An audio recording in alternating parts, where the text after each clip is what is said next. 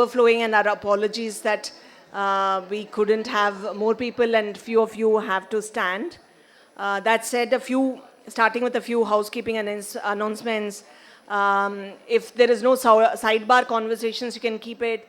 Just close off all the doors so that the outside conversations are not heard inside. So we are able to concentrate inside. And your phones on silent, please.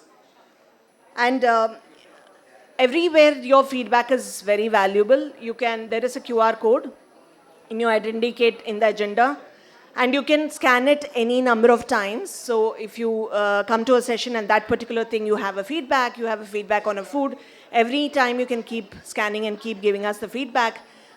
We count on community like yours to make Charcha better and bigger. And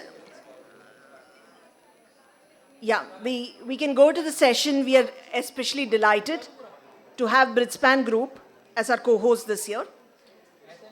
So we have an amazing panel which is powering together, shaping systems and approaches to work for communities by communities. And I'm as excited as you to see how how empowering communities to drive their own development can lead to a more effective and sustainable solutions. So the amazing lineup of speakers for the session are, we have Upamanyu Patil, the Director of Program at Swayam Shikshan Prayog, with extensive experience in strengthening large-scale interventions in water, sanitation, energy, and rural development. We have with us Murugan Vasudevan, who was also the panelist in the last session, so he didn't have tea. So Murugan is the CEO of Vedas Foundation, which invests in organization at the intersection of technology, policy, and social impact, and partners with government on effective public service delivery.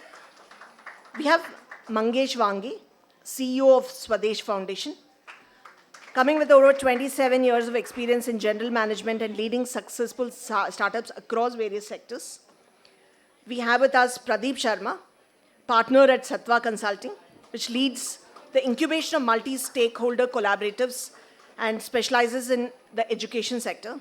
We have Anantika Singh, the lead for portfolio and partnership at Hindustan Unilever Foundation, with over 20 years of experience in philanthropy and CSR. And there are two special invitees who are coming from community, and I think a lot of the learnings would come from them. We have Mrs. Suresh Bala with us, who is the treasurer of Spectra, Varsha SHG. Thank you for joining us, Mrs. Bala. And we have Jagannath Tandal. Jagannath is the community representative, Swadesh Foundation from Raigad, Maharashtra. And moderating this session is Preeta Venkatachalam, partner and co-head of Asia at the Britspan Group, leading the market impact in South Asia. So over to you, Preeta, for this amazing panel. We are really keen on seeing what this will turn out to be.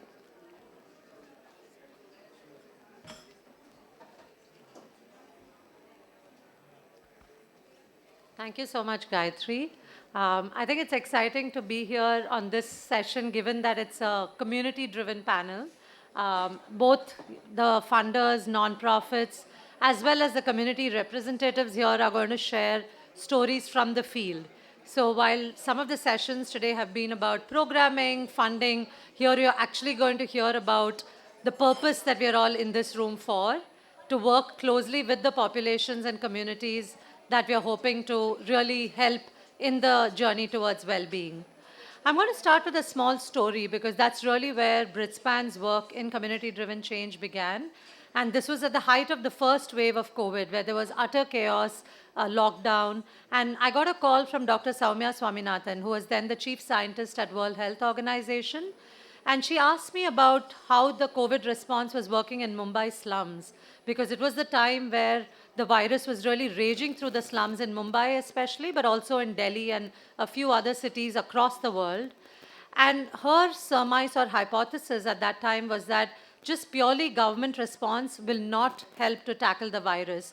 And you need to really involve the communities, because COVID relief and COVID response was not just about identifying the people who are affected or quarantining, isolating them, but about behavior change in terms of sanitation, in terms of accepting vaccines when they got launched, etc. So that's where our journey began. We really did a deep dive study of about 4 months in the Mumbai slums at the height of the lockdown to understand what community driven means.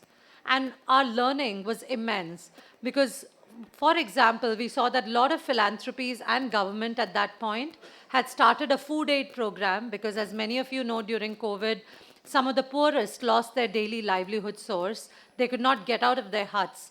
Some of these huts in Mumbai housed about 12 to 13 people, really 12 to 13, in houses that might normally just have 2, 3 residents. And the way it worked is that 6 people lived there during the day because the other 6 were out working. And then in the night, when these 6 went out on night shift work, the other 6 who had worked all through the day came into sleep. But hey ho, the lockdown, there were 13 people stuck to that house. And the food aid program sought to provide food and water by having all these people queue up. And you can imagine the length of the queues, right? If there were so many residents per hutment, queuing up with their bartan and a glass for just basic living.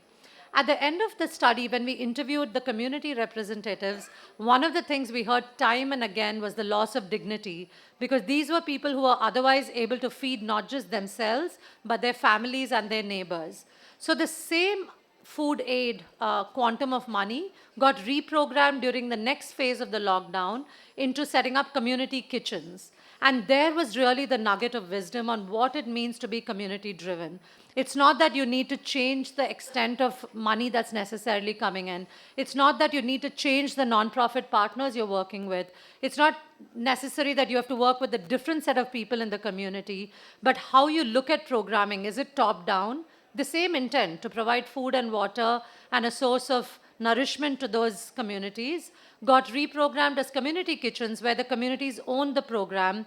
They led it from the front. A lot of the rickshawalas who had lost their jobs during the lockdown actually took the food from hutment to hutment, which really helped some of the most vulnerable people, whether it was pregnant mothers, persons with disabilities, elderly folks who could not queue up in the hot sun and receive their food, got food because the community knew who were their inhabitants there during the COVID lockdown and who had to be served. So in a nutshell, that really captures what community driven is, and thereon started Britspan's journey to actually work with philanthropies and nonprofits in not just understanding how do you enhance impact through their current traditional programming, but to look at communities as a sustained, equitable vehicle to look at the way you design your programs and implement them. On that note, I'll call upon my colleague Aditi. We have been working for about 12 months in a very concerted manner. We have launched a multi-year initiative to build up evidence on community-driven change and also have more funders and nonprofits live into really going by communities owning these programs, not just lip service to doing good and exiting, where the intent is the same, but the impact is very different. So over the next hour or so, we'll try to bring out some of the learnings, and we'd love to engage you all. We intended this to be more fishbowl style in the center of the room where we can call upon many of your voices, not just have a bhashan from here. So we are hoping we can still do it, although the room size is limited, but we'll hope to draw in more voices. And I'd like to, before I hand over to Aditi, also thank my panelists, which include, as you heard in the introduction, community representatives, funders, and nonprofits who are deeply working in a community-driven way. On that note, I'll call upon Aditi to share some of the lessons, and then now we'll come back to the panel. Thank you, Prithan. Hello, everyone. I'm Aditi. I'm a senior manager at Britspan. Really happy to see the numbers here on this very important topic. And I can safely say that I think all of us were being very community-driven when it came to identifying how best to do this panel. And as Pritha said, unfortunately, due to the constraints, we weren't able to do that.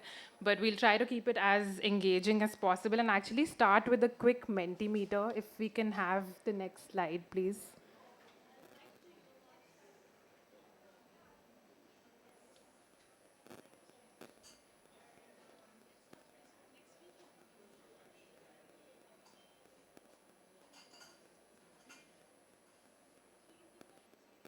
The next one with the QR code. Thank you. And the purpose is really, I think, to first hear from all of you before maybe we start our discussion and really get your views as well. So there are two questions on the Menti. One is to identify yourself and your affiliation. And the second is a quick question around how do you think community-driven change is different from community-based change? Just so we know how much of a shared understanding we have in this room as well.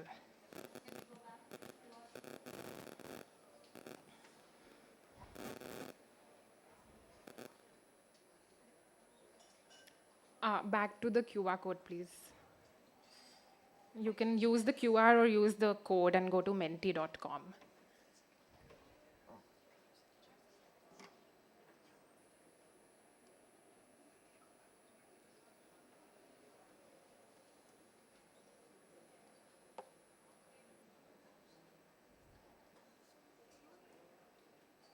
And once you're done with the first question, please go to the second one. I'm yet to see responses for the second, but if we can present this desktop now, that would be helpful. Okay, so I think no surprises. We have a lot of NGOs, CBOs, and representatives from implementing organizations. There is a lack of some of the other very important stakeholders, which is funders, government, and community representatives. So maybe a learning for us going forward as well to ensure that we have all the voices in the room, because I think all of us here do realize that for community-driven change to also get realized, it's important for all stakeholders to have an equal role and really be collaborative. Great, and if we can go to the next. So one word that differentiates community-driven from community-based. Do for themselves, absolutely. Ownership is extremely important, as I think Pritha through her story was also alluding to. Giving versus empowering, and I think during some of the discussions, even at Charcha, I do get, I think, quite alarmed when we say we're trying to empower someone, because then we're coming from a deficit-based approach, whereas I think all of us have our own strengths, and it's really about supporting people and collaborating with them rather than empowering anyone. So that's a very intentional call, I think, through our CDC work that we've also taken on how we term certain things and term our impact narratives and term our language around this topic as well. Bottom-up, participatory. So I think we have a very aware room here, and it's obvious because a lot of you work on the ground and you do realize what community-driven change really requires. So thank you for sharing all of these thoughts. If we can go back to the presentation now. And I think I'd want to make it quick, given I think it's the shared understanding is very much there. But just to reiterate, through our research, we try to build up on a lot of work that you all do to understand what is community-driven change. And I think the key thing here is that communities decide for themselves. Communities bring in their assets, their knowledge, their expertise to design solutions, and are not invited only when we require them to provide certain insights, but actually through the design, to the implementation, to managing and monitoring initiatives, the communities are involved and they lead this process. That is what community-driven change is, and that's why it requires all of us to collaborate more and more and take a more bottom-up approach rather than a top-down approach that some past programs and programming have taken. And I think what really lies at the foundation of community-driven change is strengthening the community's power and assets. So whether it be programs that are in education, in health, in climate, as a process, community-driven change really helps citizens and communities take lead of how solutions get designed, of how they get sustained over time, even if funders and nonprofits exit or change their roles, and how they're able to identify certain nuances within, in terms of vulnerabilities that exist within communities, whether there are certain subgroups that get marginalized further.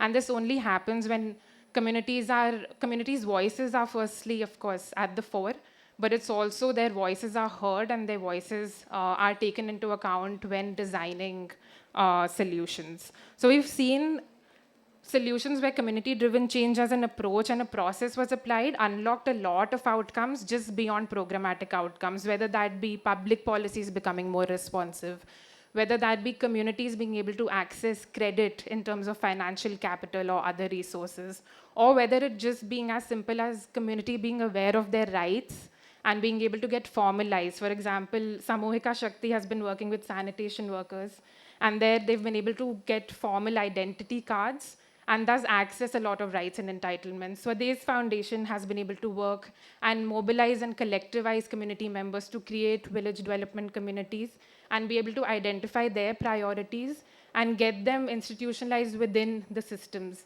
Similarly, we'll hear a lot of examples from the panelists here, and I think I would want to especially hear from Suresh ji and Jagannath ji, who have been community leaders for the last few years and have actually seen the change of community-driven change through their own experiences. And as Pritha said, the goal is really for all of us collectively to reflect on how our programs are perceiving communities. Are we looking at them as recipients and beneficiaries, or are we actually looking at them as owners of change? Is, I think, one takeaway I hope all of us have in this room, and see how can we really move along that spectrum and what us as nonprofits, us as funders need to do to be able to go through that. And there are more details in the report and the research that we have synthesized, so I won't take too much time here, but I would urge everyone to at least reflect on this question of what that trajectory looks like.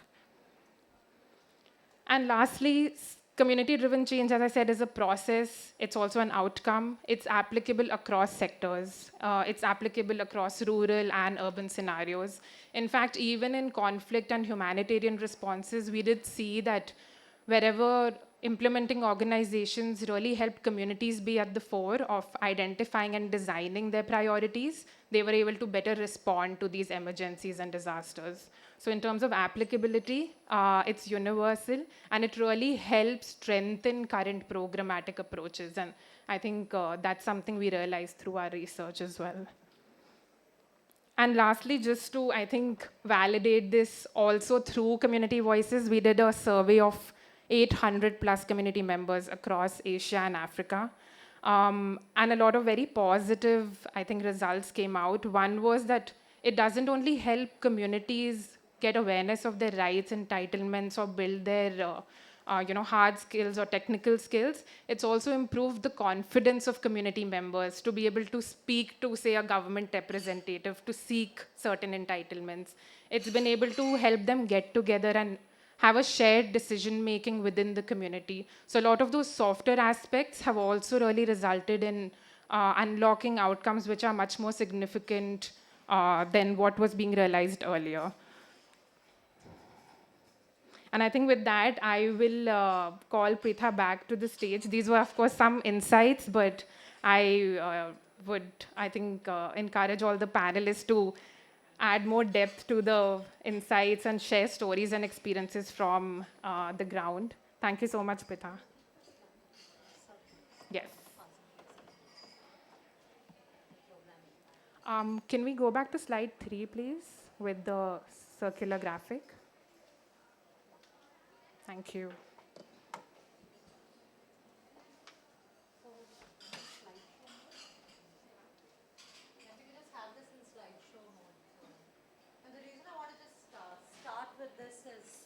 The panel will hopefully bring out the power of this slide. And given the audience spread in the room, one thing I would ask of all of you, today when you report your outcomes, whether you're a funder, looking at the outcomes you're seeking to achieve through your investments, or you're a nonprofit, if you could just go back to that concentric circle slide. I think most of the log frames that we have seen through all of the partnerships that we have had has almost always been on the final circle of program impact.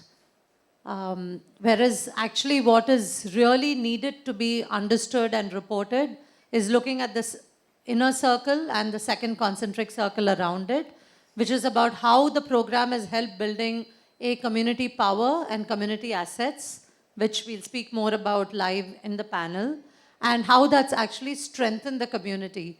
Because in India, we keep talking about how government partnerships is a key form of sustaining change, right? Like to really scale impact, to really sustain impact, you need to partner with government systems. And that is very true. But what is less understood in that is that in addition to partnering with government, unless you've actually solidly built the community's power, assets, and worked very closely with them as owners of the change process, whatever anyone does, and the COVID story amplifies that, right? Like the government could be trying any kind of programs, funders could be trying any kind of programs, but really at the heart of change lies in the community themselves. And I do feel that today's philanthropic design, as well as a lot of nonprofit programs, focus only on the programmatic impact circle, which also hence makes it less sustainable. And we are hoping that some of the stories you'll hear today will really bring that to life. On that note, the way we structured this is a little less walking down the known path, because we have structured it as 4 myths, or 4 not so true statements that we want to bust through discussions.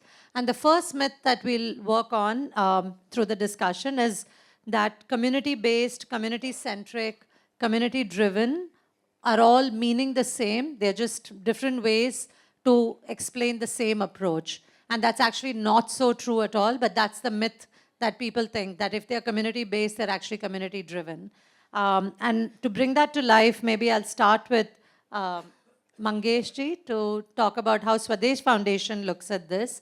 And I'd also request him to bring in Upamanyu ji and also our community representatives. Over to you, Mangesh. Okay, thank you. And good evening, good afternoon, everyone. It's a pleasure to be here and see such an packed audience. Very important topic. And let me first start with the Swadesh. As the word says, Swa se bane desh. ये हमारी philosophy है जी. हम अपना देश खुद बनाते हैं. And that's what we used to think, because our founders, Ronnie and Zarina Scrolla, had defined it so beautifully as a 4E strategy, starting with engage with community is the first step, empower them, execute your programs, and exit. That is sustainability, right? So we said this is very well defined model, and we are creating a model of development where Swadesh will exit after handing over everything, and sustainability will be ensured. But let me add something. We are making a lot of mistakes, and this is not a session for sharing mistakes, but maybe some other time. We made a lot of mistakes initially, and we were focusing largely on third E, which is execute, and that became a very good strength. While we were aware of, and we were thinking we are doing good on engagement, empowerment, and exit, we said we'll exit, we'll hand it over. And one of our best program, even till now, is our water programs, where we used to create water committees. We'll hand over the water scheme. Nal Se Jal we are doing for last 10 years, while Government of India is doing for last 5 years. Very similar program, but where we could see this entire community-driven, so-called community-driven model was working very beautifully, but not across entire Swadesh. So somewhere in 2018-19, we went back to the drawing board and looked at some of the things which are doing right and some of the things which are not doing right. And then this thing came out, what I think Pritha was trying to bring in, and very beautifully captured in that chart, if you see. From recipient to partner to owner. So the way I look at it, largely, just to make a point, I am saying, but not exactly, but maybe it will bring some clarity. When it is for the people, then it is community-based. It is of the people, then it's community-centric. We are a little more engaged, trying to understand, which we are doing. Initially, it is more top-down. You need so many toilets, water scheme, here it is. I bring some programs to you. When it became community-centric, we started doing one very interesting, we call it internally SVPP, Swadesh Village Participation Program, which is more of centric. We'll listen from them. We'll design some programs, but it was largely for budgeting. But in 2018-19, when we went back to the drawing board and we said, no, this is something which we have been telling about exit, how will we exit? And that's where we studied. Village Development Committee is not a new concept. In 70s, 80s, a lot of research papers have been done on that. And there are organizations who have created village development committees, maybe find 150, 200. We created 1,200 village development committees. And we designed a beautiful process around it, and all are welcome to see, visit Raigad and Nashik at your own leisure and see in detail. It is more than what we do, it is how we do. And that's where I think we brought out this community-driven change where, again, as this report from Bridgespan captures very beautifully, is the ownership. It is a community which decides what they need. So So it is by the people, and they take complete ownership. We don't work as a policy for last 5 years if villagers are not ready to take ownership of development. We have exited from almost 800, 900 villages. We were working in 2,300 villages. Now we are active only in around 1,000 villages. But the impact is so beautiful and sustainable. And just to highlight and share some examples, Prita, I can bring in my both community heroes here. So out of 1,000, we have one Jangannath who is from Raigad, and Suresh ji who is from Rajasthan Alwar, जो spectra के साथ काम करती हैं. तो मैं आप दोनों से रिक्वेस्ट करूंगा, आप अनुभव बताइए पिछले कुछ सालों से जब आप समुदाय से रिलेटेड की तरफ से जब काम हो रहा है, तो आप पहले कैसे काम करते थे, क्या बदलाव आया है और आप क्या चीज़ कैसे करते हैं, जैसे सबको पता चले जो हम बात कर रहे हैं. आप सभी को मेरा हाँ, आप पास लेके बोल सकते हैं. आप सभी को मेरा नमस्कार है. मेरा नाम सुरेश बाला है. मैं इंस्पेक्टर संस्था से एनजीओ से आई हूँ और मेरा गांव का नाम राता खुर्द है. और आपके बीच में मैं अपनी गांव की उपलब्धियों के बारे में थोड़ा सा कहना चाहती हूँ. हाँ, और जैसे कि हमारी सारी और मेरे को 2013 से मैं जुड़ी हूँ इंस्पेक्टरा और लेस्डियम फाउंडेशन के साथ में. सबसे पहले मैं लेस्डियम फाउंडेशन और कोरो से ये मैं कई संस्थाओं जो हमारे बीच में काम कर रही हैं उनके साथ में सभी की मैं धन्यवाद देती हूँ. जो लेस्डियम फाउंडेशन है जो हमें इस लायक हमें इस स्टेज पे बिठाया, उनका बहुत बहुत धन्यवाद है. जो थोड़े सी समय में कि हमारे गांव में स्कूल भी नहीं थी. आज पहले 8वीं थी और लड़कियों को कभी नहीं पढ़ाते थे. अब 10वीं तक हो गई है. 10वीं से हमने 12वीं तक करवा दिए. बहुत संघर्ष करे हैं हमने. और पहले लड़कियों और लड़कियों में भेदभाव करते थे, अब कोई नहीं करता. और अब आज की जो महिला हैं, जैसे मैं बोल रही हूँ ऐसे ही गांव में सभी बोलती हैं. जो मैंने सीखा सभी बहनों ने सीखा है, वो मेरी तरह सभी बोल सकती है. आप कभी भी उनके सामने हम यही चाहते हैं कि हमारी गांव जो हम सिखाते हैं, जो हमारे लेडीज फार्म्स, वो सभी बहन सीख के हमारी पूरे देश को सिखाएं. पैसों से नहीं, जो हम सिखाते हैं ना वो काम में आता है. पैसा तो धरा ही रहता है, वो काम में नहीं आता. पैसों से हम खरीद सकते हैं सारी चीज़ को, पर जो सिखाया जाता है उसको कभी नहीं खरीद सकते. मेरे कहने का मतलब है कि जो हमारे गांव में इतनी परेशानियां, नहीं लाइट, नहीं सड़क, नहीं स्कूल, नहीं कुछ. लड़कियों को तो भीतर ऐसे रखते थे, हम भी एक घूंघट में ही रहते थे. आज हम बिगर घूंघट में आपकी तरह पल्लू सिर पे से कर रहे हैं. तो आज हम सभी महिलाएं अपनी जागरूक है और जो अपना अधिकार है वो हम बेझिझक सभी से मांग सकते हैं. अधिकारों के बारे में हम सभी बहनों को ट्रेनिंग दी जाती है. सभी बहन सीखकर अपना अधिकार मांग सकती है. कानून के बारे में वो जान पाए. जो गांव में किसी स्तर पे कहीं भी अपने कानून के बारे में नहीं पता होता. जो गांव की महिला होती हैं वो कम पढ़ी लिखी होती है, पर आज के युग में सब पढ़ी लिखी हैं, पर वो जानते फिर भी वो इतनी कानून के बारे में नहीं जानती. अगर उनको अच्छी से ट्रेनिंग दी जाए तो वो अपनी जागरूकता फैला सकती है. पूरा वो गांव को भी सुधार सकती है, अपने समाज को भी सुधार सकती है. हमने जैसे ये सोचा कि हम एक सरपंच जैसे हमारी कोई काम होता था सुनता नहीं, तब हम सारी महिलाओं ने, जैसे कि हमारा समूह का नाम है वर्षा, तो हम सभी जैसे गांव में हमारा 28 ग्रुप है, तो हमारा एक एफपीओ बना हुआ है. एफपीओ में हम जब 5-5 मेंबर आते हैं तो सभी की हम जानकारियों को इकट्ठा करते हैं, उनकी सारी समस्या को इकट्ठा करते हैं.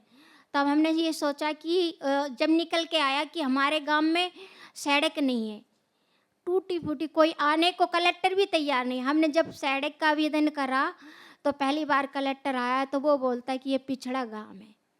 अगर इंस्पेक्टर हमारे बीच में नहीं आती, जैसे लेस्डियम फाउंडेशन हमारे बीच में नहीं आते, हमको नई जानकारी नहीं देते, तो हम ये काम को नहीं कर पाते. और लड़की और लड़के में कभी भेदभाव ना. लड़की 2 परिवार को सुधार सकती है, लड़का एक ही परिवार को सुधार सकता है. लड़की देश को भी चला सकती है, लड़का भी चला सकता है। ऐसे नहीं है कि कुर्सी पे मतलब लड़का ही बैठा हो, कुर्सी पे महिला भी और लड़की भी बैठ सकती है। महिला लड़का कलेक्टर बन सकता है तो लड़की भी कलेक्टर बन सकती है पढ़ लिख के। ये सोचती हूँ कि मगर मैं कम पढ़ी लिखी हूँ, ज़्यादा नहीं हूँ, 8 तक हूँ, इतनी आपकी तरह इंग्लिश नहीं बोलती। आप जैसे सब आप बात कर रहे थे इंग्लिश में, थोड़ी थोड़ा वर्ड मेरे को समझ में आ रहे थे। मैं ये सोच रही थी कि हिंदी अगर बोलें तो बहुत बेहतर होता है। क्यों क्यों नहीं बोली जाती? अपनी देश की संस्कृति उसको भी थोड़ा बोला जाए। सुरेश जी, बहुत बढ़िया, थैंक यू। तो आई थिंक जो स्पेक्ट्रा का काम है, 3 लाख महिलाओं के साथ काम है, और ये एक उसका उदाहरण है, केवल एक उदाहरण नहीं है। तो let us look at the numbers what we are talking about, and small not few numbers. अब जगन्नाथ जी से पूछते हैं, आप अपना परिचय दीजिए और बताइए। थोड़ा मराठी में बोलेंगे लेकिन हिंदी में कोशिश कीजिए, मैं मदद कराऊंगा। मराठी बाय चान्स मराठी कितने लोगों को आते हैं यहाँ? हो, जगन्नाथ झालं तुमचं काम. ओके. पण तुम्ही हिंदीमध्ये प्रयत्न करा, बाकी लोकांना नाही. दोन्ही मिक्स.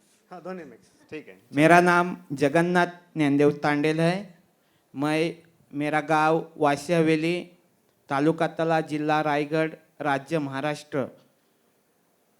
आमच्या इथे स्वदेश फाउंडेशन ज्यावेळी आले त्यावेळी ते फक्त माध्यम होते आणि त्या माध्यमातून 12 जुलै 2019 साली जेव्हा आमचे गाव विकास समितीची स्थापना झाली त्यावेळेस लोकांचं खूप आकर्षण होतं की आपल्याला काय माहिती देत आहेत, काय नाही देत आहेत, असा विषय होता. आणि एकदम तालुक्यात शेवटचं हगणदारी मुक्त गाव राहिलेलं आणि स्वदेशच्या मार्फत 100% घरांना शौचालय मिळाले. तसेच PRA ॲक्टिव्हिटी, तसेच गाव विकास समितीची स्थापना केली. नंतर PRA ॲक्टिव्हिटी केली. नंतर गाव विकास आराखडा तयार केला. त्याच्यानंतर जो आराखडा तयार केला त्याच्यातून असा फायदा झाला की तोच आराखडा वित्त आयोगामध्ये ग्रामपंचायतला देण्यात आला. आणि स्वदेश फक्त माध्यम आहे आणि लोकसहभाग जवळजवळ 204 महिला आहेत आमच्या गावी. एकही महिला बचत गटात नव्हती. तर आम्ही स्वदेश मार्फत आणि ग्रामपंचायत मार्फत 20 बचत गट तयार केले, 2 ग्रामसंघ तयार केले आणि महिला सक्षमीकरण करण्याचं काम केलं. तसेच पूर्ण स्वच्छ गाव, सुंदर गाव कसं होईल याकडे लक्ष दिलं. आमच्या गावात मोडा हा पद्धत आहे. महिन्यानी म्हणजे एक दिवस गावासाठी मोडा करायचा. तर स्वच्छता करण्यासाठी महिलांनी पुढाकार घेतला आणि त्याच्यामुळे आमच्या ग्रामपंचायतला 3 पुरस्कार भेटले. स्वर्गवासी RR आबा पाटील स्मार्ट ग्राम पुरस्कार 10 लाखाचा, नंतर संत तुकडोजी महाराज ग्राम स्वच्छता अभियान 50,000चा पुरस्कार, प्रभागस्तरीय 10,000चा पुरस्कार, आता 10,50,000 रुपये. स्वदेश फक्त माध्यम केलं सर्व गावांनीच आणि त्याच्यामुळे आता आमचा गाव पूर्ण होम सोलर प्रत्येक घराला आहे. त्याच्यानंतर स्ट्रीट सोलर पूर्ण गावात आहे. तसेच CCTV कॅमेरे आहे. आणि आरोग्याची काळजी घेण्यासाठी आम्ही ग्रामपंचायत मार्फत सायरन बसवलेला आहे. प्रत्येक 1 तासाला सायरन वाजतो आणि लोक पाणी पितात. त्याच्यामुळे मुतखडा किंवा किडनीसारखे होणारे आजार ते सुद्धा कमी झालेले आहेत. तसेच महिला सक्षमीकरण करण्यासाठी एक मिनट, मैं थोड़ा ट्रांसलेशन करता हूँ. तो जगन्नाथ जी ने बताया, उनको डेट आज भी याद है, 12 जुलाई 2019 को ग्राम विकास समिति उनके गांव में बनी थी. हालांकि उससे पहले भी स्वदेश काम कर रहा था, लेकिन स्वदेश ने बोला अगर आप समिति नहीं बनाएंगे तो हम काम नहीं करेंगे. तो उसके बाद उन्होंने सबसे पहला काम किया PRA, आप लोगों को पता होगा, पार्टिसिपेटिव रूरल अप्रेजल, जिसके तहत हमने उनको बोला भाई अब आप विलेज डेवलपमेंट प्लान बनाइए. और फिर वो प्लान उन्होंने सबमिट किया ग्राम पंचायत GPDP में, जिससे कि उसको एक प्रारूप मिल सके और उस पर काम हो सके. लेकिन उसके अलावा उन्होंने 2-4 चीज़ें बताई कि इनका गांव पूरे तहसील में या ज़िले में सबसे आखिर का हागणदारी मुक्त शेवटचा तालुक्यामध्ये होता. पूरे तहसील में इनका एक गांव बचा था जो ODF नहीं था. और इनके गांव में ऐसा था कि शादी के लिए कोई लड़की आती नहीं थी, क्योंकि बहुत गंदा गांव समझा जाता था. एक किनारे पे है, मच्छीमार समुदाय का गांव है. तो बहुत गांव में ऐसी परिस्थिति कि हमारे भी टीम मेंबर्स कहते थे गांव में कैसे जाएं। उस परिस्थिति से अब इन्होंने बताया कि इनके गांव को 3 राज्य स्तरीय अवार्ड मिले हैं। उसके अलावा इन्होंने एक ऐसा दिन फिक्स किया है जो मोढ़ा बोल रहे थे कि जिस दिन गांव का सफाई होगा सारे मिलकर करेंगे। महिलाओं ने बहुत बढ़ चढ़ के भाग लिया ग्राम विकास समिति में, उससे बहुत प्रभाव अच्छा इनको देखने को मिला। गांव सुंदर बन पाया और स्वच्छता बहुत आई। उसके अलावा इन्होंने एक और चीज़ बताई कि अभी गांव में तो ODF तो है ही, लेकिन उसके अलावा बहुत अच्छा वहाँ पे CCTV कैमरे लगे हैं, सोलर पूरे हर घर में एक सोलर बल्ब है, कम्युनिटी सोलर हैं। और एक बहुत अच्छी बात इन्होंने कही कि शायद आपने समझी होगी, स्वदेश तो केवल माध्यम है। स्वदेश ने कुछ नहीं किया, केवल माध्यम बना किया गांव वालों ने है। उन्होंने शासन की जितनी स्कीम्स का फ़ायदा ले सकते थे ये उन्होंने खुद लिया है। तो आपने अगर ध्यान से सुना होगा, मुझे जो हमें हमेशा अच्छा लगता है, मैं फील्ड में जब भी जाता हूँ खुशी इस बात की होती है, चाहे सुरेश जी बोलें या फिर जगन्नाथ। उन्हें बहुत अच्छी मैडम ने बात कही सुरेश जी ने कि आज सबके सामने बोलने की जो ताकत है, अपने विचार रखने की जो ताकत है, ये बहुत बड़ी एक बहुत बड़ा पावर है कम्युनिटी का। लीडरशिप की जब ये बात कर रहे हैं, और इन्होंने तो बताया कि मैं अकेले नहीं हूँ, मेरे गांव में और 10 महिलाएं हैं जो बात कर सकती हैं। I think this is the biggest power which community driven change brings, that you create more leaders, there is an ownership and they actually make it happen on ground. So credit goes to communities. और कुछ जगन्नाथ जी कुछ कहना चाहेंगे आप? कुछ बात रह गई हो तो हिंदी में कोशिश करो यार, थोड़ी मज़ा आएगा। अच्छा ठीक आहे, बोलो. माझं पण पहिलं सेशन आहे ना, त्याच्यामुळे मला पण काही जमलं नाही. तर त्याच्यामुळे आम्हाला आमच्या गावी दुसऱ्या गावातून मुली सुद्धा देत नव्हतं, घाणेरडं गाव म्हणून. मला स्वतःला सुद्धा देत नव्हते. मग आम्ही पुढाकार घेऊन पूर्ण गाव तांब्यामुक्त गाव आहे आमचं. प्रत्येक घराला फिल्टर 10 लिटरचं आहे. त्याच्यानंतर पत्रावली मुक्त, प्लास्टिक ग्लास मुक्त, प्लास्टिक कप मुक्त गाव आहे. आम्ही ग्रामपंचायतला गाव विकास आराखडा देऊन ते त्यांना सांगितलं की 15 वित्त आयोगामध्ये हा निधी इथे तुम्ही वापर करा, असं ग्रामसभेला सांगून टाकलं है. तो 2-3 चीज़ें इन्होंने, हम भी कई बार हैरान होते हैं जब हम गांव में जाते हैं ना, 2-4 बड़े अच्छे इनिशिएटिव लिए. इनके गांव में ऐसा था कि जब कोई मृत्यु हो जाए तो काफ़ी खर्चा होता है. तो एक ग्राम समिति ने निर्णय लिया कि कोई खर्चा नहीं करना, जो पूजा वगैरह आप कर लो, लेकिन गांव में जो कॉमन प्लेस में बैठने के लिए बेंचेस लगे हैं, आप उसके लिए डोनेशन कीजिए. फिर गांव में कुछ किडनी स्टोन्स का जैसे प्रॉब्लम इन्होंने बताया था, तो इन्होंने एक अलार्म लगा रखा है गांव में. आप कभी जाएंगे हर 1 घंटे में अलार्म बजता है, भाई पानी पी लो. सारे लोग याद दिलाते हैं महिलाओं को भी पानी पीने का समय हो गया है. ऐसे काफ़ी इंटरेस्टिंग है जो हमने भी एज ए स्वदेश हम कर ही नहीं सकते थे अगर हम टॉप डाउन अप्रोच में जाएँ तो. अब इनके कई इनिशिएटिव्स हैं, हम दूसरे गाँव वालों के साथ शेयर कर रहे हैं. So this is I think community driven change in real sense. आज स्वदेश को वहाँ गांव में जाने की ज़रूरत नहीं है, वो खुद काम कर रहे हैं. हम जाते हैं ज़रूर, लेकिन सेलिब्रेशंस के लिए जाते हैं और सीखने के लिए जाते हैं. तो बहुत अच्छी ऐसी कहानी है और कहानियाँ हैं मैं कहूँगा. आप जैसे मैंने कहा, आइए और देखिए और एक्सपीरियंस लीजिए. सुप्रीता, आपको हम दोबारा लाएंगे हैं?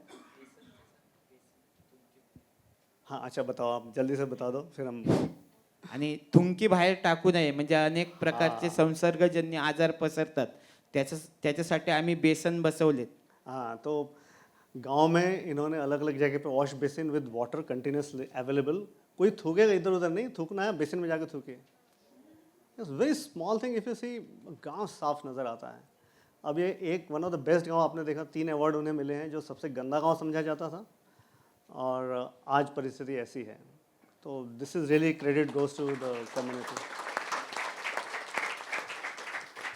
Frankly, I think we should spend the entire 33 minutes listening to the two of them rather than listening to all of us. So maybe what I would encourage is, if the audience is okay, to have very small introductory remarks by the others, but really give them more of the voice, because the real innovation is going to come from them. My Hindi is not great, so I'm not going to have a laughing. I'll rather, it'll become a stand-up comedy or sit-down comedy. So I'll leave it to Mangesh, who's clearly much more multilingual. So I'm moving to the second myth, and I'm going to bring in Upamanyu ji as well, because he's working on the ground. So I'd love to hear from him first on this. But there is this myth, which is number 2, that we're going to deal with, which is that If you have a community-driven approach, you're helping the communities. But what about funders who are thinking of systems change, big ambitious impact to reach sustainable development goals? You know, these are not scalable. You cannot influence policy. You cannot achieve the big goals of funders. It'll help the communities, but it's a very micro level change. And that's again a second myth. It's not reality. So maybe I'll invite Upamanyu ji to share his experience, and then I'll go to Murugan to at least share a little bit at a high level how Vedis looks at it, and then we'll invite back in our community leads. Yeah. Good afternoon. My name is Upmanyu Patil. I represent an organization called Swayam Shikshan Prayog. It started in 1993 from the disaster in Latur. There was a massive earthquake. And we have been expanded our work in every disasters related to Gujarat or Tamil Nadu and so on. Coming back to, I'm not going more into the organization work and all, but coming back to the topic what we are talking here. So I think it's true that community-driven approach and the outcome results, what funder asks, matching it is not very difficult. And good that it's by design or by default, I don't know, Anantika and we work together, they are a funder for us. And it's almost took 9 months to 1 year to design the program. Basis that how it will be more given the our community, by community or its ownership of the community. And SSP has been working in the similar manner. We primarily identify the early adopters, community influencers, leaders, train them, and they become a role model in the village, and whatever need of the community will be told by them and design the program and go for the funders. And the scalability only possible if the ownership is go to the community.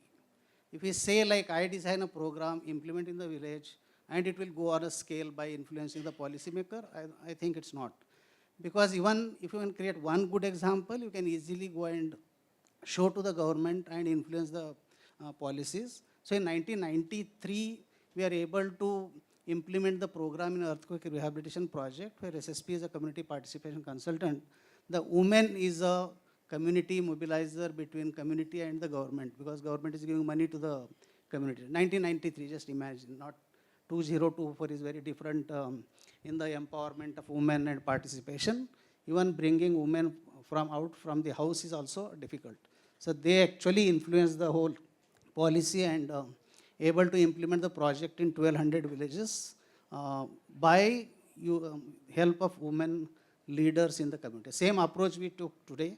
We are working with 100,000 farmers with the support of Hindustan Unilever, but also there are many funders, 300,000 farmers we are working on climate smart agriculture, where women leaders are the influencers and the whole project will be implemented by them. So I think that's the real power.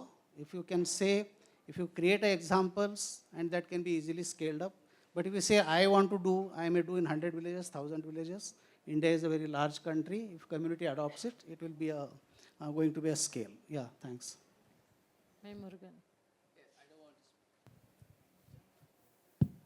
I don't want to spend any more time talking about Vedis. People can look up vedis.org because time to them is better. I have two things. One is this myth has already been busted by what they spoke. Sadak nahi hai, bus nahi tha, all these things. Those are all systemic changes, right? Those are community changes. Those are systemic changes that require working with the Shasan, as Mangesh was talking about. So it's no longer a myth. The one point I had in mind, and again, high conviction on this, if Gayatri is here, I think, and the Mentimeter showed that as well, is, there are fewer funders, that's okay, but there was no one from the community in the audience. So I think in the next Charcha, there is an opportunity to create a vertical where even in the audience there are community members. I don't know if there's anybody from Rajya, but otherwise I'll tell Gayatri. But that's yeah. Yeah. No, but I'm just saying in terms of the audience demographic, there is no one from the community. So I think perfect. All right, great. We didn't have anybody there on the Mentimeter. Okay, perfect. All right. Of course, fantastic. I didn't see all of you there on the Mentimeter, which is why I was making that comment. But yeah, that's my only comments for now. Yeah. हाँ, तो अभी जो चर्चा हो रही है इस बात पे हो रही है कि सिस्टम्स, जो गवर्नमेंट का एक सिस्टम है, चाहे पंचायत का, जिला परिषद का, उनसे जब आप कम्युनिटी, आप समुदाय एक साथ आने से जब आप खुद बदलाव लाते हैं, तो ये सारे सिस्टम को आप कैसे प्रभावित कर पा सकते हैं कि जिससे आपकी मदद हो? जैसे आप बता रहे ग्राम पंचायत की कोई स्कीम है या फिर सरकार की कोई स्कीम है, उसका फ़ायदा लेने में मदद होती है, कैसे होती है, वहाँ आपके अनुभव कैसे रहे हैं? तो सुरेश जी, पहले आप बताइए, आप माइक पकड़ सकते हैं।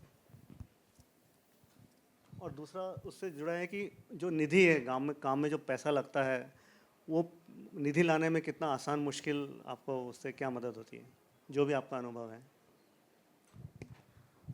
जो आप जो बोल रहे हैं, मैं उस पे से सहमत नहीं हूँ कि जो आप पैसा लगे तो मतलब जैसे कि ट्रेनिंग में लगे, वो उपलब्धि तभी हो पाएगी अगर हर गांव का मेंबर सीखेगा, तभी वो गांव बदल पाएगा। अगर हम पैसे को कोई भी ऑर्गेनाइजेशन में दे देंगे और वो काम करवाएगी तो वो कर नहीं, मतलब एक ही मेंबर कर पाएगा। अगर उनको अगर गांव में कोई ट्रेनिंग अच्छे से कराए तो हर महिला 10 से 20 से सीखेगी तो वो और 20 को सिखाएगी, ताकि पूरा देश और पूरा गांव भी सुधर सकता है। जगन्नाथ जी। मैं कुछ बोलना चाहती हूँ, भूल गई कि आने वाली पीढ़ी है उसके बारे में हमें सोचना है। आने वाली पीढ़ी है, उनको रोजगार नहीं है, वो बहुत पढ़ी लिखी है, पढ़ लिख गई, उनको फिर भी रोजगार नहीं, वो रोजगार के लिए तरसते हैं। फिर क्या है, उसको रोजगार नहीं मिलता, शराब में डूब जाते हैं, इतने डिग्री लिए हुए, बस उनकी क्यों नौकरी मिलती है? जिसके घर में 10-10 नौकर है, उन्हीं को नौकरी मिलती है, गांव के लोगों को क्यों नहीं मिलती? उनके पास पूरी डिग्री होती है, खूब अच्छे नंबरों से पास होता है, फिर भी क्यों नहीं? ये क्यों देश में हो रहा है? लोकांच्या भावना जाणून घेतल्या की आपल्याला समाजात काम करायला भेटतंय. आता शासनाच्या ज्या योजना आहेत त्या लोकांपर्यंत पोचवल्यावर लोक खुश झाले की त्यांचा समूह जमा होतोय. हा माझा अनुभव आहे. ओके, तो मराठी में ये बोल रहे थे कि अगर शासन की स्कीम जनता तक पहुंचेगी तो हम उनको इकट्ठा कर पाते हैं, उसका प्रभाव तो पड़ता है। आपने और गांव में कुछ जो डॉक्यूमेंटेशन के ऊपर कुछ काम किया है जिससे कि आप गवर्नमेंट स्कीम का फ़ायदा ले पाए, उस बारे में बताइए। हाँ, मराठी में बोल रहे हैं, सांग. आता आपल्या महाराष्ट्रामध्ये मुख्यमंत्री माझी लाडकी बहीण योजना चालू आहे. तर त्याच्यात आमचे ग्रामपंचायत 100% महिलांचे फॉर्म भरले आहेत आणि त्यांना 3-3 हजार रुपये पण भेटले. हे कशामुळे झाले? कारण आम्ही प्रत्येक आभा कार्ड असो, आधार कार्ड असो, ई-श्रम कार्ड, आयुष्यमान कार्ड, नंतर जातीचे दाखले, रेशन कार्ड, बँक पासबुक, आधार कार्ड लिंकिंग असेल, नंतर बँकेला लिंकिंग असेल, हे सर्व काम 100% ग्रामपंचायतने केलेलं आहे. एक्चुअली आपको समझ तो आया होगा, लेकिन दो कहानियाँ इससे मैं आपको जुड़ा देता हूँ। आपको शायद याद होगा, कोरोना के समय निसर्ग साइक्लोन आया था वेस्टर्न कोस्ट पे, और इनका गांव एकदम किनारे पे है, तो पूरे गांव में तबाही हो गई और लोगों के जो डॉक्यूमेंट्स और सारी जो संपत्ति थी, काफ़ी नुकसान हुआ। उसके बाद इन समिति ने निर्णय लिया कि हम सबके जितने डॉक्यूमेंटेशन है पहले पूरे करेंगे, और इन्होंने अपने जो इनका ऑफिस है वहाँ पे पूरे 137 घरों का डॉक्यूमेंट्स का कॉपी रखा है एक जगह पे। और जो इन्होंने अभी बताया कि अभी हार्डली महीना भी नहीं हुआ, महाराष्ट्र सरकार ने लाड़की बहन योजना शुरू की है, उसके लिए रजिस्ट्रेशन ज़रूरी है।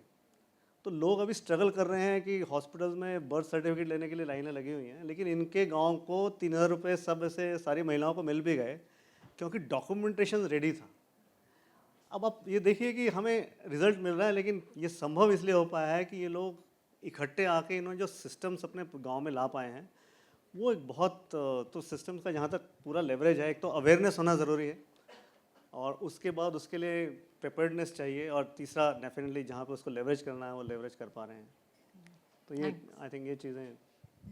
And maybe I'll bring in, Samuhika Shakti's example as well. Pradeep, if you could talk about, because you all work with the waste pickers community, so more on the urban poor side. So if you could throw some light on this.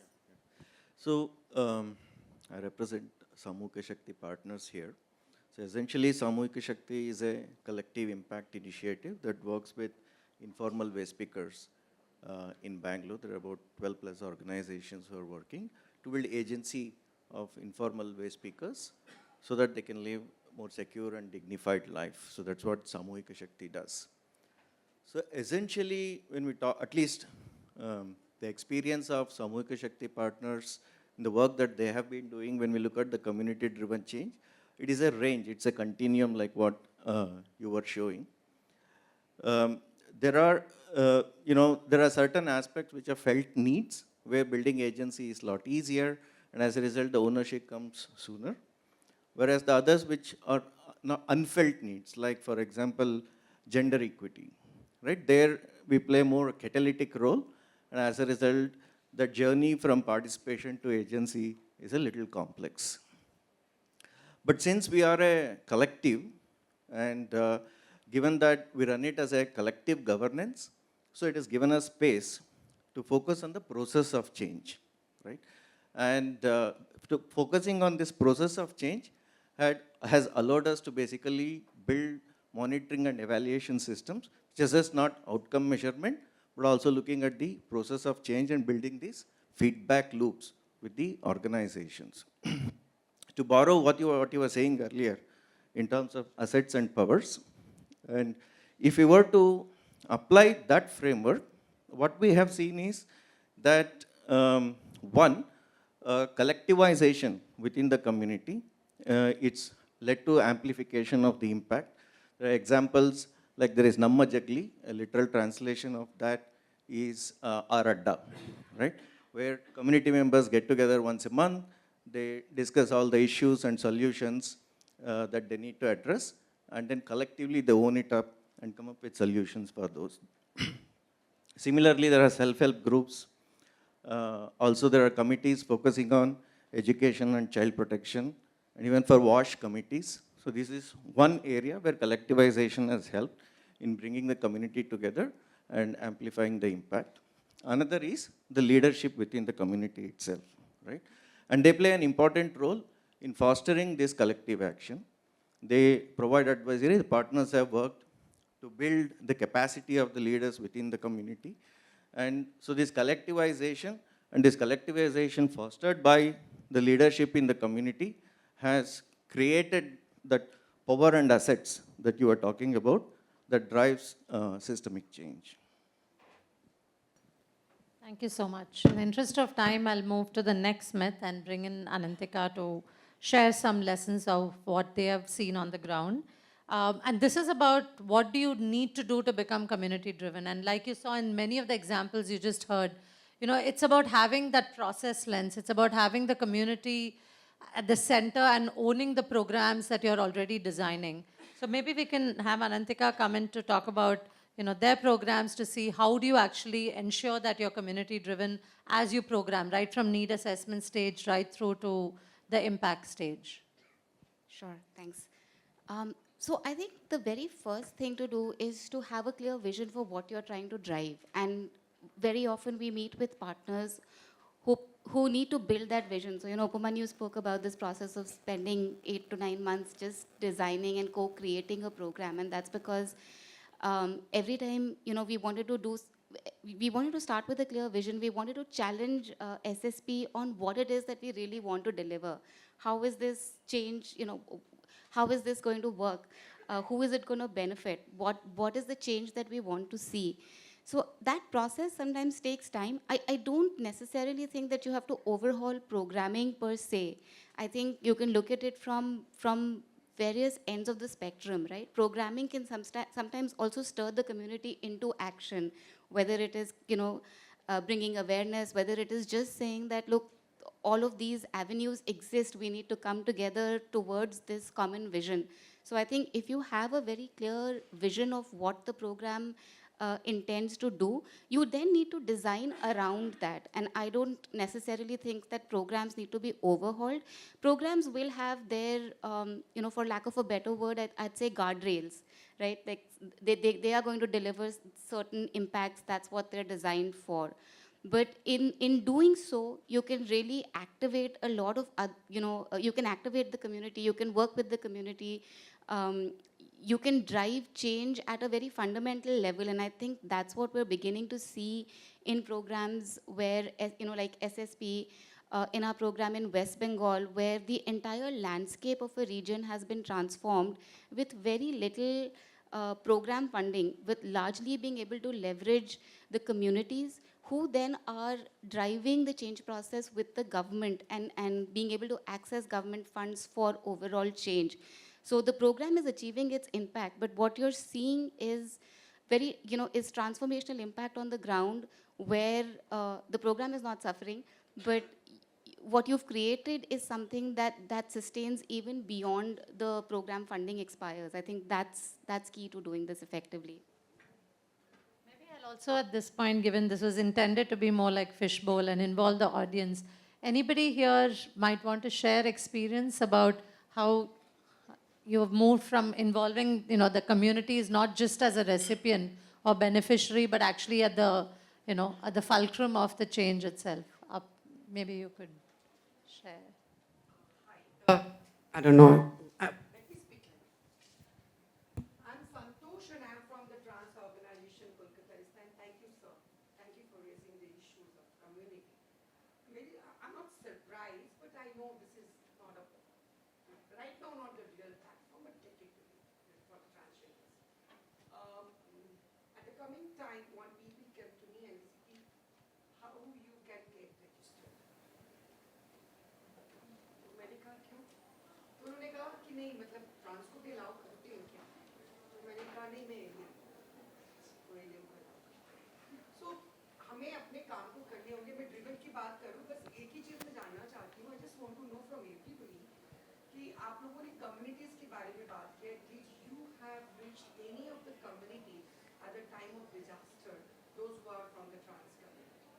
क्योंकि ऐसा नहीं हो सकता कि लाखों लोग आप तक आए हैं, वहाँ एक भी ट्रांस ना हो. यदि नहीं है तो क्यों नहीं? ये हमें सोचना होगा.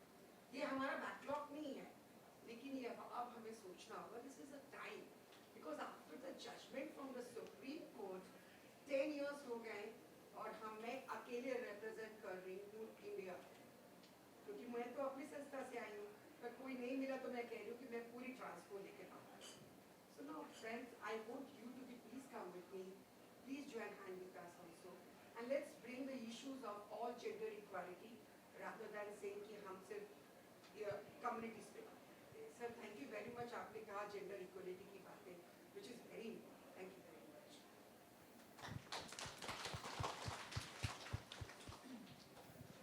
Do you want to share anything about your experience on how you started with the waste pickers and how you moved to involve them? Well,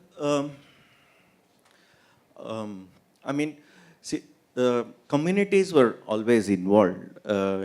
Essentially, even when we conceptualized what Samuhika Shakti is supposed to do, it was based on what the waste picker communities thought were important to them. And based on what they felt are the problems that are important to them, that's what decided what are the focus areas of the program itself. Some were straight, and of course, it's a long process. It's a more than 10 years. It's not something that is built overnight. If you talk to our NGO partners, they'll say that they went to the community day after day, interacting with community members, interacting with households. Building trust takes a lot of time. Bringing in community development change first requires that we are building trust with the community. And that building trust first, they come up with requests that are immediate and urgent for them to solve. Whether it could be that there's police harassment happening, so they need a solution for that, or they're not able to enroll for government schemes online. So they need digital literacy, financial literacy around it. There are those immediate needs that we will have to fulfill to build that trust, to show that we are there, we are able to demonstrate that ability to help them. Once we build that trust, then they start working with us in figuring out, okay, can we do partnership? How can we form this partnership?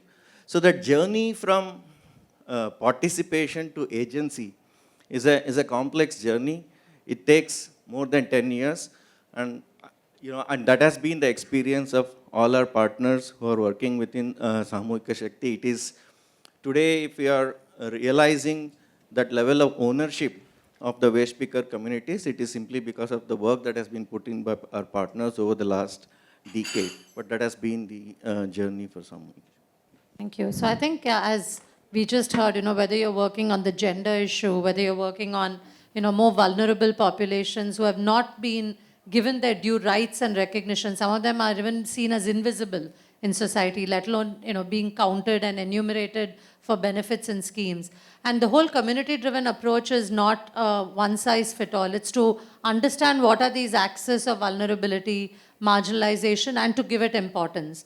And one of the things that we found in this way of programming is that it leads to a lot more equitable change. It does not lead to voices being left behind, but for actually community members, irrespective of caste, creed, gender, vulnerability, religion, to actually have a say, not just a say in terms of voice, but actually to own the programs, like you heard from the community members themselves. I think there was one more, yeah. Please go ahead. Two quick things. जो आपने बोला तो I think I represent a non-profit from Gujarat, Uthan, and I think the question you put was to everyone, but I wanted to just share our experience. Even while certain campaigns, while our focus is on women and young girls, we as a team continuously try to reflect where we're looking at these various vulnerabilities. So what we have done is we've started working at the team level to build orientation, to orient our team members to understand which particular vulnerabilities are we not looking at today. Whether it is issues of transgendered communities, LGBTQI, or, not enough of being able to reach out to the disabled.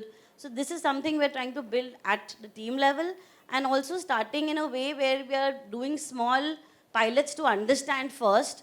So we may not right now have the wherewithal to go, maybe work in a big way, for example, with the transgender communities. But we should at least start by understanding, so that wherever we are working, for example, we support 4 Mahila Sangatans. So can we make that conversation start? Can we get people to come and talk to them? Can they reach out to people and understand that, all kinds of groups can be part of such a Sangatan? So that's one thing. And the other comment I wanted to make was on your earlier myth, where does community-driven change have impact only for community? So of course you did say it's not a myth. So I think, organizations or movements who've been working for very, very long time, right? We are here today because of the social movements, the women's movement in the country. So I think, I myself am a second generation leader. So, there are founders and there's lots of backbone of whatever has happened. The RTI and all the women-related laws haven't just come just like that. So I think it's a lot of organizations, of course, need to, the non-profit sector needs to really adopt the community-driven change aspect. But I think there's a huge role for funders, for governments to really take from here. So it's also about how much do they want to take away. Are you willing, for example, to let organizations plan their programs? Definitely, work with us for 7 months, 10 months, 1 year. Are you willing to listen and then respect what is coming out? Or are we then only interested in what we want to portray? So I think it's both sides. And, community-driven change has been well demonstrated. It has been well demonstrated today and since a long time. Yeah. It's very well established. So I think now we don't need to establish that more. But of course, a research like what you have done adds value. It brings more data and people understand data. So great, let's get that out. We have the stories also. So we have data, we have anecdotes. But can we all start doing this more? So if 2 people are doing, can more do it? Thank you so much. I think that's really the objective here, to shine the light on what is the evidence to do more of this. And actually her question poses a nice segue to the final myth, which is about what is the role of funders, like you rightly asked. To funders, how can you get more funding? Because most community organizations gave us feedback that it's very difficult to get funding. And like you just heard now from Pradeep ji, the main issue is that this takes a much longer term. It's not something that changes overnight to build the communities and ensure that they have the right resources to build their own power and assets.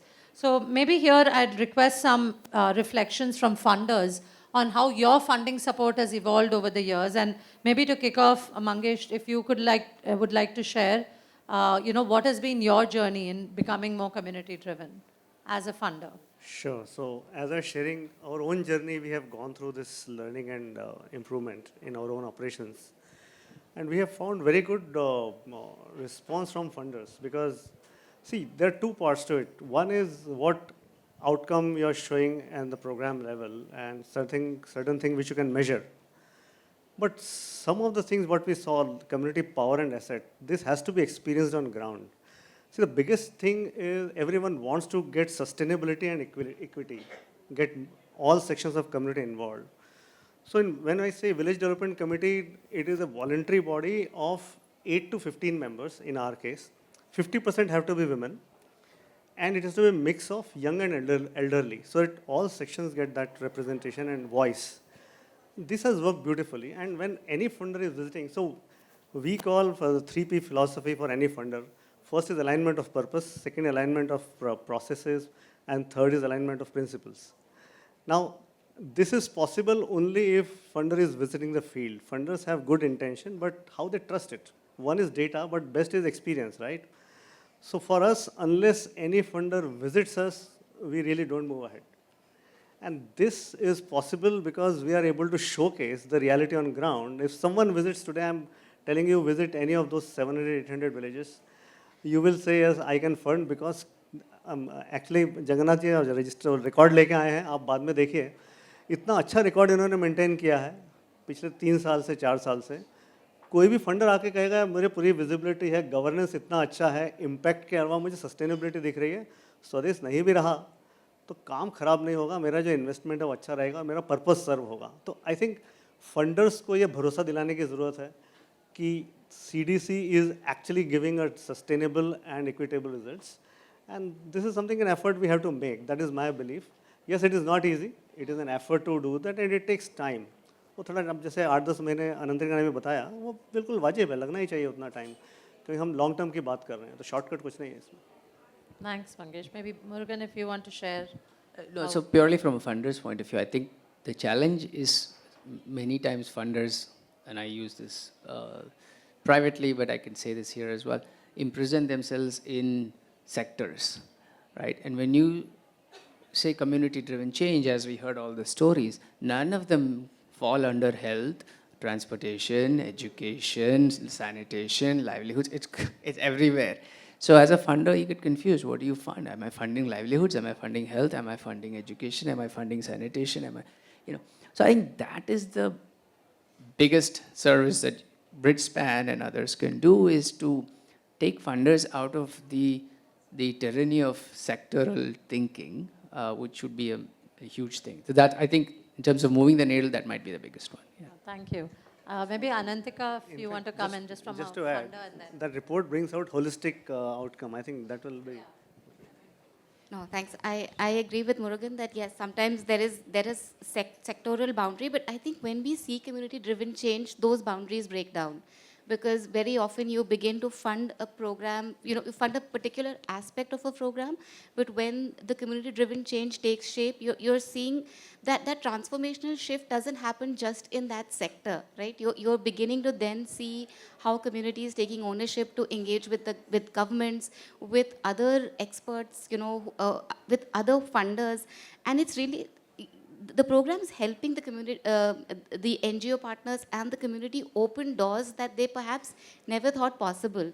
So while you may start with a sector-driven approach, when you begin to see the change, this change becomes transformational. And even funders then begin to think that actually this is an adjacency that I hadn't considered when I first designed the program with the partner. And today, this adjacency is almost a prerequisite for me to take the next step, to scale the program or to do something else. And we're seeing that in a lot of the partners that we're funding, that, we're beginning to see that shift. So those shifts are certainly, they take time. But, and funders' roles are also to challenge, the communities, NGOs, ourselves, and funders ourselves to see what else can be done with the limited resources we have. So I'd say that they do break down over time. Thank you. Yep. Want to add a point to unlock this from NGO's perspective. As we understand, this is a complex process, right? And also NGOs, what they do is they also hire people from the community so that they understand the context of the communities better. But end of the day, it's just not the leadership of the NGO organization who needs to understand what does it take to succeed in community-driven change. It's the entire organization, including the community resources that they engage. So which takes a lot of capacity building in the NGOs to be able to achieve this because it's complex. They need to be able to navigate through these complexities when they are in communities. They should be able to negotiate with the community in achieving this. And these skills are difficult to come by.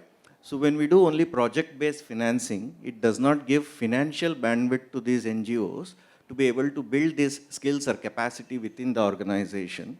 So in addition to project-based financing, there also has to be institutional financing to build capacities of these organizations. No, very true. Yeah, I just want to add we always classified funders in 3 categories. One, they say we have money, you do whatever you want. We don't know anything. Second category is mostly we are saying this, you have to do this. We don't want to do anything other things because we understand better than you. And third come with the, we have some expertise, you have a ground knowledge. Can we build a program which is really beneficial to the community and it's the ownership goes to the community. So I always SSP try to see the donors which are aligned with this two-way approach, not just coming with the money or not just saying you don't do anything what we are saying you do. So, yeah. Very well said. Okay, maybe one comment since you have, I want to go back to the community representatives, and I guess if you could guess from them. I think the big thing is, how have you seen the change with the funders and non-profits they've worked with over the years as they've built their capabilities? What are the kind of changes they've seen? तो आपको कुछ पिछले समय से जब से आपने काम कम्युनिटी के साथ करना शुरू किया, कम्युनिटी को इन्वॉल्व करके, आपको कुछ फ़र्क नज़र आया कि आपको जो फंडिंग है, चाहे गवर्नमेंट से या दूसरे एनजीओ से या दूसरी संस्था से, आपको निधि मिलने में कुछ मदद ज़्यादा होने लगी है जब से आप लोग इकट्ठे आके सामुदायिक के स्तर पे काम कर रहे हैं? तो आपको निधि मिलने में ज़्यादा आसानी हुई है कि ज़्यादा मुश्किल हुई है? कुछ फ़र्क पड़ा है कि नहीं पड़ा है? फर्क तो पड़ा है, पर बहुत मुश्किलें भी हुई हैं। जो हमको गवर्नमेंट की योजनाएं मिलती हैं वो मिल नहीं पाती। और कोई दूसरे एनजीओ या कोई दूसरी संस्था एनजीओ के माध्यम से वो हमको सिखाते, रास्ता तो दिखाते हैं, पर पूरी हम जा नहीं पाते, वो हमारे तक पहुंचा नहीं पाते। जगन्नाथ जी, आपका कुछ अनुभव निधि मिलने में आसानी कुछ बदला हुआ है पिछले जब से आपने बीडीसी के हिसाब से काम करना शुरू? मराठीमध्ये समजलं ना? मराठीमध्ये प्रश्न हिंदी समजला ना? समजतंय. हां. आम्ही जेव्हा एकत्र आलो म्हणून आम्हाला पुरस्कार भेटले ना. आम्ही जेव्हा एकत्र आलो म्हणून स्वदेशने आमच्या गावात काम केलं ना. जर आमची कमिटीच नाही झाली असती तर स्वदेशने पण काम नाही केलं असतं. त्याच्यानंतर आम्ही स्वच्छता केली म्हणून पुरस्कार भेटले वेगवेगळ्या प्रकारचे. त्याच्यातून ग्रामपंचायतीला फायदा झाला. तो वो ये कह रहे हैं कि हम इकट्ठे आए इसलिए हमें गवर्नमेंट से अवार्ड मिलना शुरू हुए, पैसा आना शुरू हुआ। गवर्नमेंट से बहुत अवार्ड मिले हैं इनको, और स्वदेश भी काम इसलिए कर रहा है, जो स्वदेश के थ्रू भी जो फंडिंग आई है वो इसीलिए हुई क्योंकि हम एक आके हमने कम्युनिटी ड्रिवन उसको प्रोसेस को लिया है। यही कह रहे हैं। So I think we're going to look to the Chacha organizers to see if we can take 5 more minutes, or are we over time? Okay, maybe just couple of audience questions. I can see a lot of hands had been up for a while. Yeah, so I wanted to talk about and reflect actually. I just don't have questions, but I just want to get back to the If you could previous keep point. it to just 1 minute, Yeah, just please. 1 minute, Yeah. yeah. So I think whenever we talk about the inclusion, we talk about the community, I think we just forgot to mention the caste or maybe the people at the bottom level of it. Because I think it is very important, I'm also one of first generation learner. My parents did not went to college. And I'm also coming from a tribal community. So I think we need to consider that too. Whenever we are talking about the inclusion, about the community, because we are the people, more than the half of the populations of a country. who are been historically at the grassroots level. They do not have any access in the 21st, like we are living in the era, but still they are not able to get the access to the many, I think, opportunities we are having. So I think just wanted to highlight on that we also need to be considered and also talk about their representations as well. Yeah. Thank you. Yeah, very well said. I think there is a whole lack of understanding of what justice and equity means and what decades of marginalization takes more number of decades to unravel. So that's a very valid point. It is about travel. So in Nashik, we are working in 3 taluka, Pet, Suvarna, Trambak, in 99% travel. Excellent response from community. We have today 152 villages already were formed VDC. 122 of them have made PRA, and they're working towards becoming Dream Village. You are always welcome to engage, and we are learning a lot from them. Right. मैं final Sanjeev point शरंगी हूँ, Indian ग्रामीण services एक not profit को represent कर रहा हूँ. सो मेरा जो पर्सपेक्टिव पर्टिकुलरली से कि कम्युनिटी ड्रिवन, सो बेसिकली कहाँ होता है कि there are lot of differences. Can you please keep it to a short question? Sorry. So जब हम कम्युनिटी की बात कर रहे हैं, चाहे NGOs हो या गवर्नमेंट हो, even if the corporate world, many times what happens कि हम लोग बेनिफिशियरी बोलते हैं, जहाँ पे हम वहीं पे एक्चुअली हम एक बैरियर क्रिएट करते हैं कि हम पार्टनरशिप की बात करते हैं, कम्युनिटी ड्रिवन की बात करते हैं, लेकिन बेनिफिशियरी मतलब हम कोई एहसान कर रहे हैं. सिमिलरली बहुत टाइम क्या होता है, मीटिंग होती है और लोग नीचे बैठते हैं, हम कुर्सी में बैठ के बात करते हैं, कहीं ना कहीं हम एक लेवल पे सोच नहीं रहे हैं. तो जो कहना और करना उसमें जो डिफरेंस होता है, मुझे लगता है कि कम्युनिटी ड्रिवन अप्रोच वहीं पे फेल होती है. Thank you so much. Agreed. This is easier to talk about than live into. So anyway, on this note, we'll close this session. There's a lot more we can discuss. I think time, we could not do justice to everything we wanted to cover. But thank you so much, especially to the community representatives for sharing their live experience too. Thank you.